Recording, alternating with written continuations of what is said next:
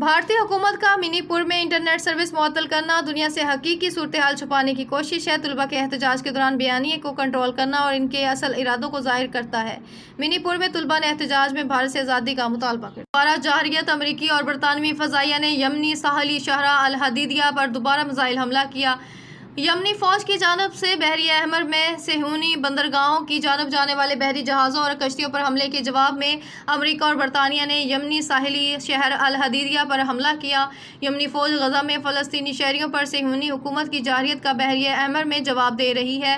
یمن کی سرکاری خبر رساں ایجنسی سبا نے نام ظاہر نہ کرنے کی شرط پر ایک سیکیورٹی ذرائع کا حوالہ دیتے ہوئے بتایا کہ فضائی حملے میں اسٹریٹجک اہمیت کے حامل مغربی صوبے الحدیدیہ میں جوانہ کے علاقے کو نشانہ بنایا گیا، البتہ حملے میں مزید تفصیلات فراہم نہیں کی گئی۔ دریں اثنا غزہ میں قائم فلسطینی وزارت صحت کے دفتر سے جاری ایک بیان میں کہا گیا کہ تل ابیب کی جارحیت کے نتیجے میں اب تک 40,988 فلسطینی شہید اور 94,825 زخمی ہوئے ہیں۔ شہید اور زخمی ہونے والوں میں خواتین اور معصوم بچوں کی بڑی تعداد شامل ہے۔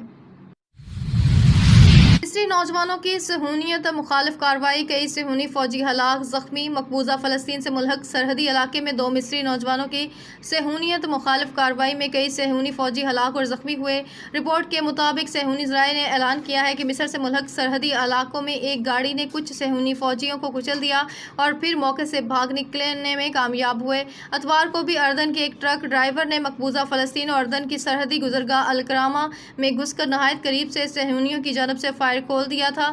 اس استحکاماتی کارروائی میں 3 صہیونی ہلاک ہوئے، جبکہ استحکاماتی کارروائی انجام دینے والا اردنی ڈرائیور صہیونی فوجیوں کو گولیوں کا نشانہ بنا کر شہید ہو گیا تھا۔ ولالا عبری ویب سائٹ کے رپورٹ کے مطابق 7 اکتوبر 2023 میں جب سے غزہ جنگ شروع ہوئی، اس وقت سے اب تک کم سے کم 4,973 صہیونیت مخالف استحکاماتی کارروائیاں انجام پا چکی ہیں اور ان کارروائیوں میں 12 صہیونی فوجیوں اور 3 پولیس اہلکاروں سمیت 38 صہیونی ہلاک ہو چکے ہیں، جبکہ 285 صہیونی زخمی ہوئے۔ ننکانہ صاحب سے بیورو چیف ماہر مرتضیٰ پریہاڑ کی رپورٹ کے مطابق ننکانہ صاحب میں اندھیر نگری ڈاکٹر عبید شاہ IRMNCH DHQ ہسپتال ننکانہ کی سرکاری گاڑی سابق ڈسپنسر RSC موڑ کھنڈا عمران یاسین جو اس وقت نوکری سے معطل ہے، اس کے والد کے زیر استعمال سرعام ڈاکٹر کی سرکاری گاڑی پر سیر سپاٹے اور بدماشی۔ حکام بالا سیکرٹری ہیلتھ DC ننکانہ اور CO ہیلتھ ننکانہ سے پرزور اپیل ہے کہ اس کا سخت نوٹس لیں۔ ڈاکٹر عبید شاہ IRMNCH پہلے بھی اختیارات کے ناجائز استعمالات میں زیر انکوائری ہیں۔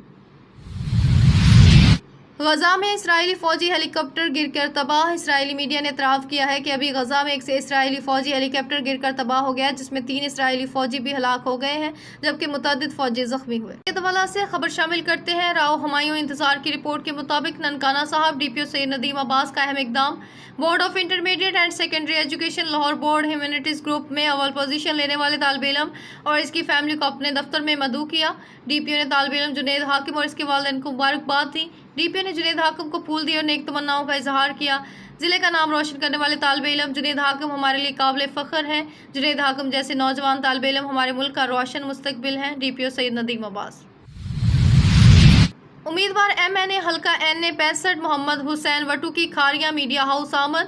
بانی کھاریاں میڈیا ہاؤس چودھری جاوید وڑائچ نمائندہ 7 نیوز کو Pakistan federal union of journalist کے پلیٹ فارم سے DPO منتصر عطا باجوہ سے بہترین صحافتی خدمات ادا کرنے پر فخر گجرات بیسٹ ایوارڈ حاصل کرنے پر مبارکباد پیش کی اور کھاریاں میڈیا ہاؤس کی صحافتی خدمات کو سراہا۔ اس موقع پر اپنے خیالات کا اظہار کرتے ہوئے کہا، کھاریاں میڈیا ہاؤس کی ٹیم نے ہمیشہ مثبت صحافت کو فروغ دیا ہے اور مظلوم پسے ہوئے طبقات کی آواز کو اقتدار کے ایوانوں تک پہنچانے کے لیے اہم کردار ادا کیا ہے۔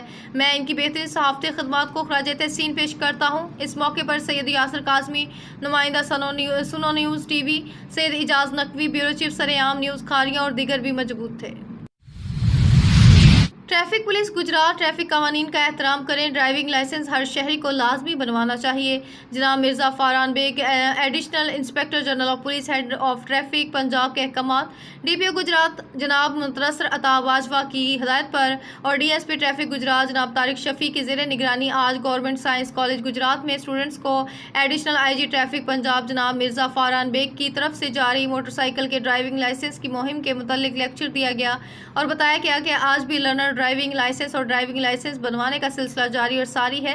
معزز شہری اور عوام الناس کو ڈرائیونگ لائسنس کی ضرورت اور اہمیت افادیت کے متعلق آگاہی دے کر خدمت مرکز لا کر لرننگ اور فریش ڈرائیونگ لائسنس بنوائے گئے۔ اسٹوڈنٹس نے جناب additional inspector general of police کے اس اقدام کو سراہا اور شکریہ ادا کیا جو عام لوگوں کے لیے آسانی پیدا کی۔ من جانب ایجوکیشن